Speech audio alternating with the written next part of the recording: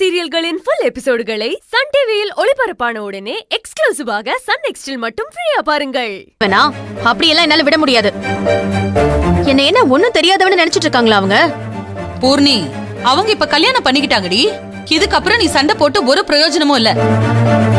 கேட்டா உனக்கு குழந்தை பிறக்கல, அதனாலதான் இன்னொரு கல்யாணம் பண்ணிக்கிட்டேன்னு சொல்லுவாரு. அது நீ மறுக்க முடியுமா? முடியாதுல்ல. என்னம்மா நீ அவங்க சைடுல இருந்து என்னென்னமோ பேசுற? என்ன அவளும் இந்த வீட்டு மருமகளா என்ன? அப்படிதானே இப்ப ஆயி போச்சு. கல்யாணம் பண்ணிக்கிட்டு வந்துட்டால, அப்புறம் என்ன, அவளும் இந்த வீட்டு மருமக தானே. அதுவும் ஓம் புருஷனையே கட்டிக்கிட்டு வந்து நிக்கிற அளவுக்கு நீ பண்ணிருக்க.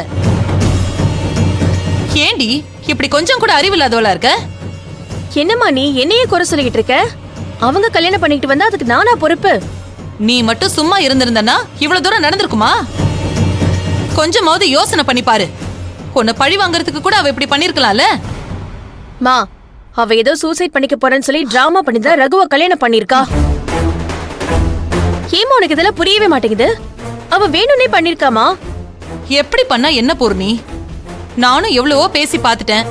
உங்க பொண்ணுக்கு விருப்பம் இருந்தா இந்த வீட்ல இருக்க சொல்லுங்க, இல்லன்னா நீங்க கூட்டிட்டு போங்கன்னு சொல்றாங்க.